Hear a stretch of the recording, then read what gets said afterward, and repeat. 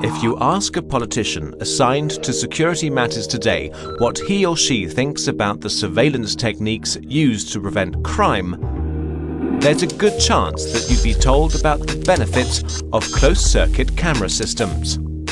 You'd hear convincing arguments about the additional safety in their vicinity because they act as a crime deterrent.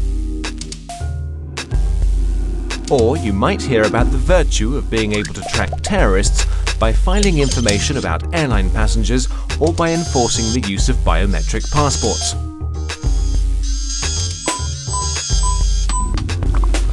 Maybe you'd find out how trusted computing protects you from malicious software and viruses.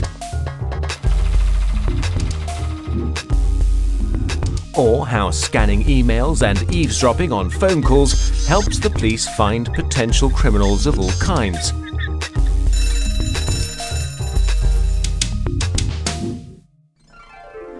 It would probably all sound great, because the idea is that you should start thinking of these techniques as being the cream of the crop. But let's face the not quite so obvious, but nonetheless omnipresent downside of all this.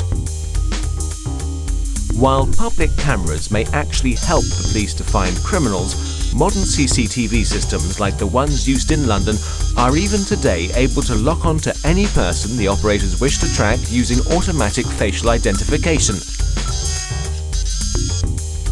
thus enabling the police to create a detailed database of, say, all of your movements.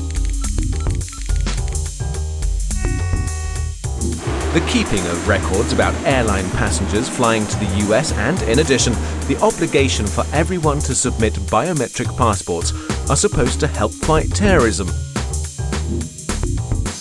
But this also allows the secret services to gather explicit information about the nationality of every traveller, explicit information such as your fingerprints, the colour of your eyes, and a high-resolution picture of your face.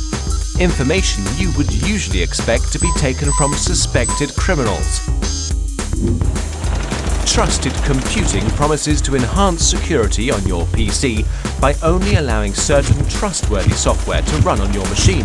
What you're not told is that the person who decides which software you can trust and are therefore allowed to install on your PC will certainly not be you. On the one hand, scanning emails and wiretapping phone calls for ominous keywords could convict a few small-time criminals, but on the other, it allows all sorts of people involved in this monitoring process to retrieve all sorts of private information. Information you just might not want to share with the staff of your local police station.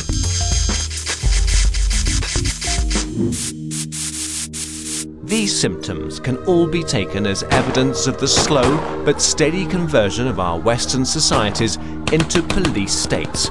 Our Western societies claim to be liberal democracies, but our leaders try to enforce more and more repressive laws and instrumentalize the public fear of terror to justify them.